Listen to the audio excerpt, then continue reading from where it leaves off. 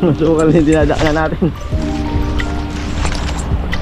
Ayan o, tingnan nyo guys, kapal ng mga damo. Pero sunod tayo sa kanya.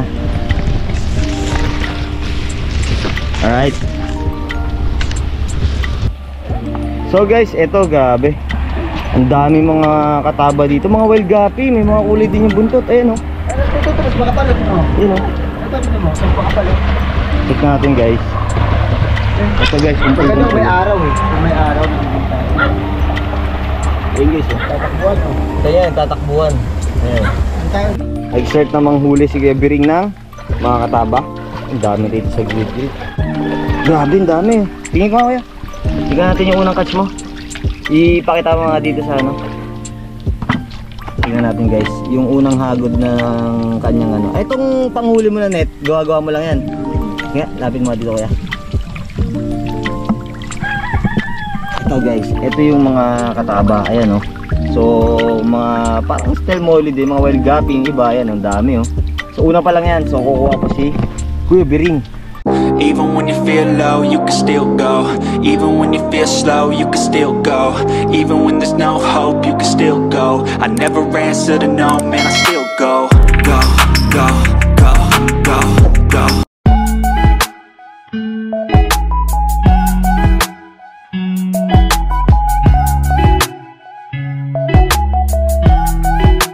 So guys, magandang araw ulit sa inyo. At yon, for today's video guys, samahan nyo ako ngayong araw. At nandito nga tayo ngayon sa Area C. Dito yan sa may Dasmariñas, Cavite. Dahil meron tayong isang tao na imi-meet up, na kung saan ito ay hunter ng kataba. So ngayon, biyahe muna ako papunta dun sa aking kumpare, owner ng Miggy's Pet Shop, si Paring Fernan. So bisitahin natin at dun ko siya imi-meet, no. So balikan ko kayo guys pag nagkita na kami. So habang nagsicycle pa tayo ng tubig dun sa tank and busy pa tayo sa mga crayfish farming.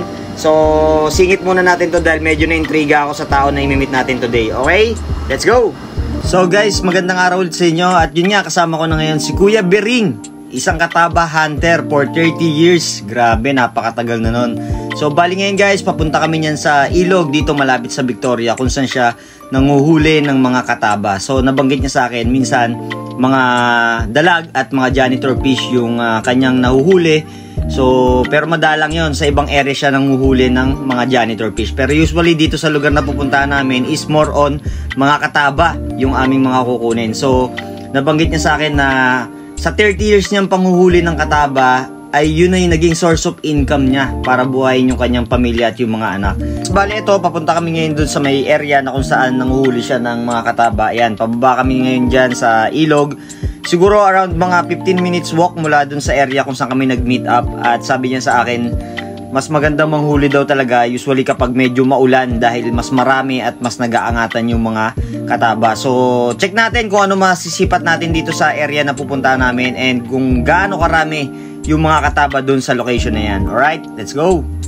So guys, after ng ilang minuto ng paglalakad, eto, nakarating na kami sa ilog na kung saan dito siya nanguhuli ng mga kataba. At guys, doble ingat lang kasi nabanggit sa akin ni Kuya Bering na matatalim yung bato at malumot. So kailangan talaga mag-ingat. At sa napapansin nyo, ito, typical na ilog. So dun tayo pupunta sa may bandang unahan at doon siya mismong, doon yung spot na kung saan madalas siya nanguhuli ng mga kataba. Dahil siya talaga yung nagbabagsak ng mga kataba sa mga pet shop. So samahan nyo ako guys, check natin kung ano yung routine na ginagawa ni Kuya Bering at malaman natin kung ano yung mga ginagawa niya at kung marami tayong mahuhuli ngayong araw. Tara, let's go! Masukal na yung dinadaanan natin. Ayan o, tingnan nyo guys, kapal ng mga damo. Pero sunod tayo sa kanya. Alright. Sa isang araw, kuya, mga ilan nakukuha mong kataba? Lima yung nirelasyon ko niyan eh. Limang pet shop. Internet. Ha? Internet lang, tatlong araw. Isang araw, hindi araw-araw. Hindi araw-araw yung panguhuli mo. Pero pag nanghuli ka, 3 shop na kinabagsakan mo. So guys, mukhang madami nga itong spot na to. Pag nanguhuli ka, dito ka napunta lagi. Oo, mas makapal doon. Wala, ayun, dami mo. Ayun, kami sa building, kapal. Oo, diyan ka lumulusong. Hindi pa yan dito. Ay, hindi pa dyan. Grabe, dinadaan natin masukal. So ayan guys, mamaya check natin kung paano yung ginagawang routine ni Kuya Biring. Dahil nabanggit sa akin na matagal na rin daw ito nag-hunt, no, ng kataba. Almost 30 years. So bali yun na daw yung pinamumuhay niya sa kanyang mga anak sa pangunguha ng kataba. So Kuya, kamusta yung bentahan ng kataba? Malakas naman, okay naman? Okay lang yun. Pag ano lang yun, pangkain-kain lang. Pang araw-araw. Nakaka-survive naman, no? Oo. Ayan. Kaya tayo niya na trabaho eh. Oo. Ito, madali ang pera dito. Oh, bali nga pala guys, si Kuya Biring ay tropa rin ng kumpare ko na si Fernan Gusi, no? Yung owner ng Miggy's Pet Shop. So sa mga nagpaplano at naghahanap ng mga accessories pang isda, pang mga aquarium guys, located lang sa area si yung Miggy's Pet Shop. Pwede kayong bumisita dyan. At marami kayong pagpipilian dyan. So lahat ng mga gamit, no, sa pang aquarium, mabibili nyo yan dyan guys. Ayan. Nga pala si Beryl, nanghuli ako ng ng kataba. Natin doon sa sa pet shop. Ilang ilang taon ka na Kuya na kumukuha ng kataba? Mga 30 taon na nga. 30 years. Grabe, ang tagal-tagal na nun. So bali ito Kuya, yung panguha mo ng kataba, ito na yung naging source of income mo sa pang-araw-araw para sa mga sustento sa mga anak. Oo. Bali, pag dito nanguha ka dito sa ilog na to, ilang oras ka nanguhuli dito? Wala pang kalating oras ko, mga mag-isang oras din yan. Bali pagka kuha mo ng unang kuha mo, babalik ka ulit ng isa pa. So usually mga isang oras daw siya dito nangunguha. Ayan, kasi mahaba to guys. Tapos maraming mga kataba talaga dito na makukuha. Tapos yung kataba, ito yung pagkain na pwedeng alternative na ibigay natin sa mga ibang isda, sa mga monster fish, no? Makikita nyo din guys, oh, ang dami. So yung mga isda na to, bali ito, pinapasuko pa yan bago ipakain. Hindi naman siya direct agad na ipapakain. So kasi medyo madumi pa yung tubig dito para hindi rin magkasakit mga isda. Anong araw ka or sa isang linggo, ilang beses ka nanguhuli? 3 beses. 3 beses. So magkano naman ang mga kinikita mo dyan sa panguha ng kataba? Ito, binibigyan ako ng mga 300 lang, 2 balik. 2 balik, 300 pesos. Tapos ito yun, itong mga dalamang balde, ilang piraso to? 4? Ano to, pinupuno mo o paano? Mga ganun lang. Mga ano lang, konti lang din. Tama lang. Parang plastic din yan eh. Oo. So bakit ito, kung napansin ko, konti lang yung mga tubig dito sa balde? Hindi ba? Tama lang yan. Yan lang. Oo. Tapos ang mangyayari dito, bali hindi rin dapat sobrang dami sa isang balde. Oo. Dahil mamamatay ba? Nagsisiksikan ano. Oo. O yan, alright.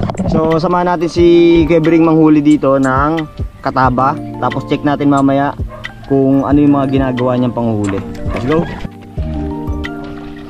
So guys, ayan, nag-start na manghuli si Kebring ng mga kataba.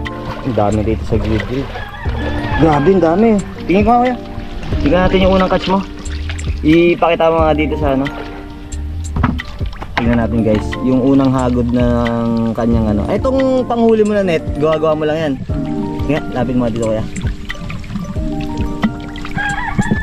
Ito guys, ito yung mga kataba. Ayan oh. So, mga parang stelmolid, mga wild gapping, iba. Ayan, ang dami oh. So, una pa lang yan. So, kukuha pa si Kuya Biring. Grabe, napaka-solid. Tayo. Ang dami dito. Grabe talaga yan eh. Ang dami. Grabe, ang dami.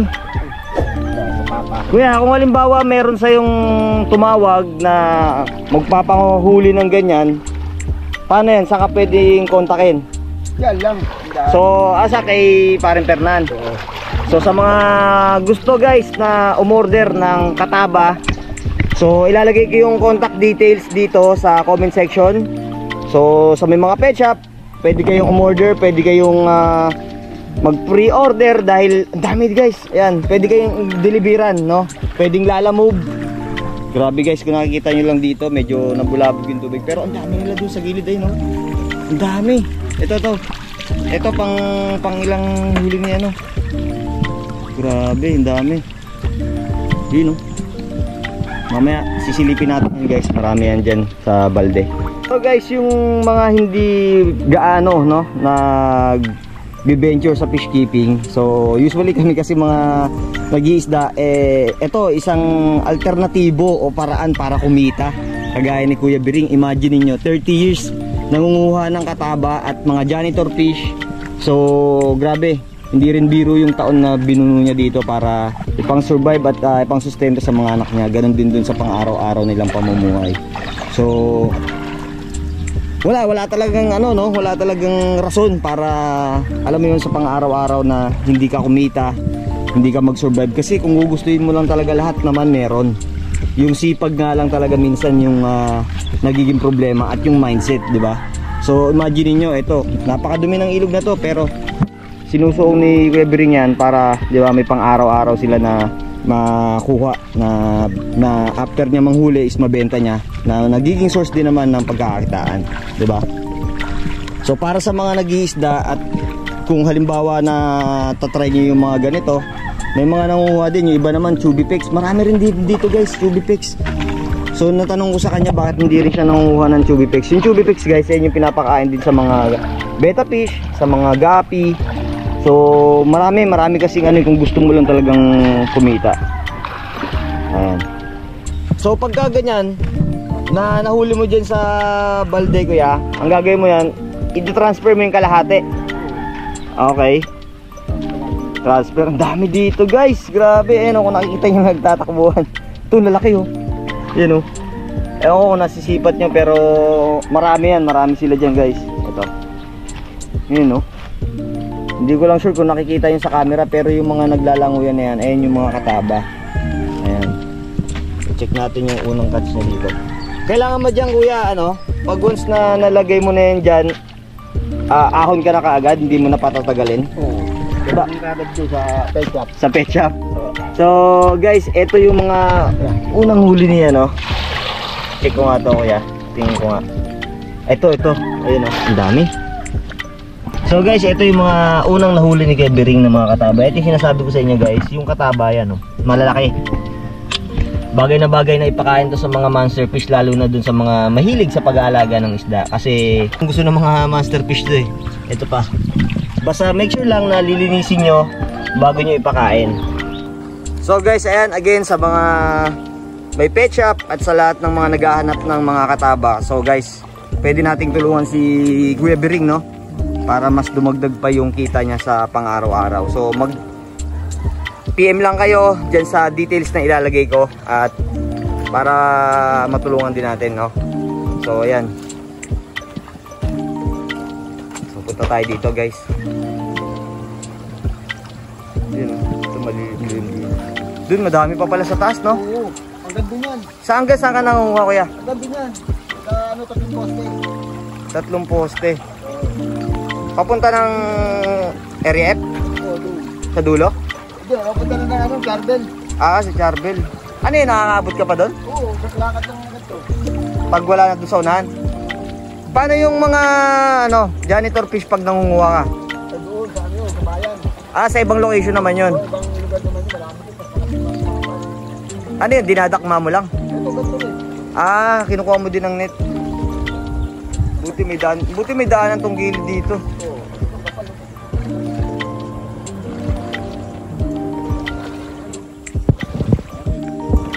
Ayun guys.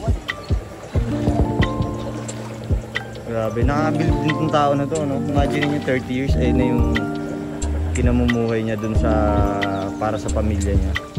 Madami na naman siya nakuha dun, ha.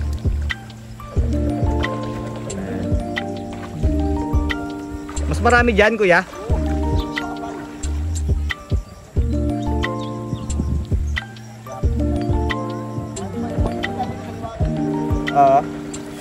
Dito madami din dito sa gilid, oh.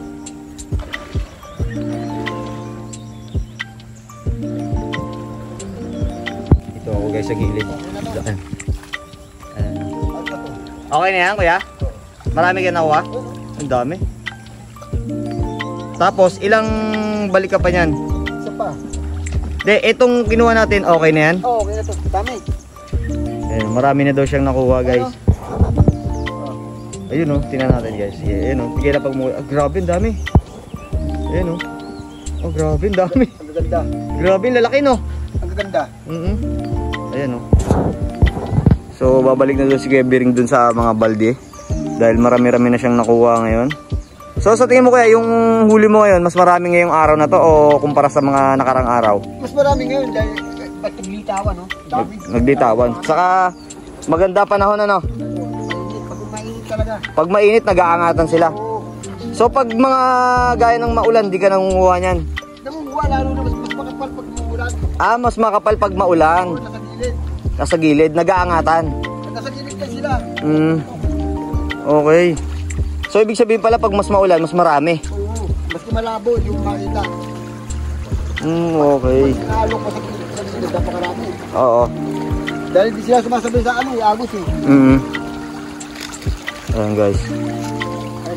Ingat ka lang, kuya, baka may mga bubog. Ayun, guys, ang dami, oh. Ayun yung balde. Yan, dami, grabe. So, bakit hindi kailangan talaga na damihan mo na ganyan since malapit lang naman yung pagbabagsakan mo? Wala na, hindi aabot to. Paano hindi aabot? Ayun, tulad niya, no? Ang babawasan mo. Nag-uumpugan. Oh, ibig sabihin, masyadong crowded. Oo. Kaya kailangan ang ano mo, babawasan. Oo. Kasi posible na mamatay. Oo. Walang iniwan sa may oxygen, may plastic na nilagay. Pero kung sakaling meron kang oxygen dito, Oo, yun. kahit marami. Kahit sikwatak na nasa ng plastic. Okay, basta may oxygen. Oo. Yung pala dapat, no, magdadala ng oxygen. Na maliit lang, tapos may plastic. May plastic. Oo, ngayon pag may nasa plastic na dadalhin sa taas. Oh, para kahit matagal kang manghuli, buhay pa rin. Oo. Okay. Mga 2 oras. Mga 2 oras. Tsaka kaya naman nila mag-survive kasi may oxygen, di ba? Oo. Ito guys, oh. Yan yung mga ibang katabo. Nakikita nyo naglalango yan. Ito. Ayan, oh. Ayan guys, ang dami niyan. Ayan, oh. Doon sila sa gilid. Grabe, ang dami. Naglalango yan lang sila dyan. Iniba. So guys, nabanggit sa akin ni Kuya Bering, yung mga huli niya ngayon na medyo malalaki or mga breeder na yung iba, nabanggit niya na kung may mga fish pond daw kayo at may malaki kayong area, pwede nang i-breed nila doon kaya. Oo. Tapos only na yun, doon na sila laging... Ayun, maganda yung anak nila ngayon. Oo. So parang sa gapi rin guys, parang sa mga moli din, no? Pag sinama mo lang din talaga sa ano. Isda na rin lalabasan. Oo, isda na rin kasi ito pag nag-anak. So pwede mo na silang iwan dun sa pan, kung may pan kayo, dun yun na lang pararamihin. At least mas malinis pa yun. Papakainin. So ngayon guys, pack up na kami. Ayan. Tapos balik na kami dun sa taas. And samahan nyo ako guys na i-attend si Kuya Bering dun sa pagdadala niya ng mga kataba dun sa shop. Let's go!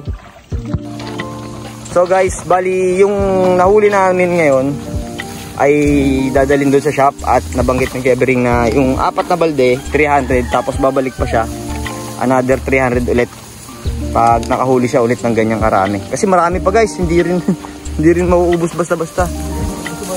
Oo. Lalo na doon sa lupa sa bandaron. Sa dulo. Napunta ka pa sa dulo? Hindi, dyan lang dyan. Sa bandaron. Oo. Kami. Pero dito hindi ka naman binabawalan manguha, kuya? Ng kataba. Sabagay kasi hindi ka naman nag-ano. Hindi na pagbabawalan ka dyan, pag may gumagawa, ito mga bagong gawa ito eh. Ito? Yan o, bagong gawa yun. Bali yan kuya, pagtaas niyan, diretso na sa pet shop yan. Oo. Sa mismong pinaglalagyan. Matagal ka na rin nagbabagsak kay Miggy's Pet Shop? 3 taon? Grabe. Tagal na rin pala, no? Grabe, solid. Ayan guys. Ayan, oh. Dami pa dyan, oh. Oo. Nung araw ba to? Nung sa 30 years pinagliliguan pa to? Oo, malalim to. Abot to. Hanggang dito? Oo, abot to. Itong naliliguan pa ng mga tao to nung araw. Guys, dati ito daw ilog na to is malinis pa nung araw at malalim daw tong ilog na to kung saan tayo nakatayo ngayon. Sabi ni Kuya Bering hanggang doon pa raw yung tubig niyan. So marami daw dumadayo dito para maligo ng araw. Kaya lang syempre nagbabago yung panahon at dumami yung mga tao, yung populasyon. So hanggang nasira na at naging ganito na itsura. Pero nung araw isa raw to sa magandang pagliguan. So guys, ito nagpapalit si Kuya Bering ng tubig. Madali lang pala sila mamatay pag inahon mo ng ano, ng matagal. Oo. So kaya kailangan papalitan mo ng tubig. Oo. Para kung may oxygen, plastic to. Oo. Walang problema. Buhay sila. Ayan guys. So oxygen lang pala ang kailangan dito. Yung medyo maliit para mas maraming makukuha si Bering. Ayun oh, guys, meron pang mga aquatic plants. Ito. Ano, pag-ispad ko din. Ayun oh. Ibabang. Pennyworth yata yung tawag dito, hindi ako nagkakamali. Ayan. Dami oh, dito nyo lang makukuha. Tawa itong lili. Oo, ayan oh. Nakatagkaroon din nili oh. Dami. So guys, packet na kami ngayon. Tapos, punta tayo sa taas kung saan niya dinadala yung mga huli niya. Pabalik na kami guys. Sa taas. Bangin ko nung araw, bangin. Bangin nung araw. Kaso natirhan na no? Oo nga, matarik. Ayan guys oh. Pababa. Hindi ka pa rin talaga pwede maraming dala. Hindi ka pwede maraming dala. Hingal eh no? So guys, mula dun sa ilog na pinagkuha na namin ng mga kataba, siguro around mga 15 minutes na lakaran mula dun sa ilog. Dito na yung shop ni Miggy's Pet Shop nila paring Fernando, kung saan dun niya dinadala yung mga huli na kataba. So dahil wala siyang oxygen na ginagamit, kaya kailangan maihatid niya kagad ng mabilis kasi mamamatay din yan guys pag lalagyan niya karami. So maigi malapit yung dinadala niya. Punta tayo ngayon sa shop. So dun niya dadalhin yung mga huli, tapos pakita ko sa inyo. Alright. So guys, dito na kami ngayon sa shop ni Miggy's Pet Shop. So ngayon yung mga huli ni Kuya Bering, ito yung mga kataba. So marami kasi, kaya kailangan ilagay na sa paglalagyan para hindi mamatay. Ito. Dami yan guys, ayan o. Ito na yun, yung ibang ano, huli mo. Dami. Kaya kailangan pala meron kang sariling oxygen ano, na dala doon maliit no? Para naka-plastic, mas marami kang mahuli no? Kahit mas 20 piraso, plastic. Plastic no? Oo. Kita mo naman, di ba? Ang dami. Ayan guys. Malalaki guys oh. So ito guys ay pasusukain muna yan. So after yan ibenta, siguro mga isang araw pwede na ibenta, ipakain sa mga isla. Dami yan. Ayan oh. Makilit oh. Tapos babalik ka pa doon. Oo. Yung pangalawang batch na yan kaya. Oo, malilit naman tatapos ko.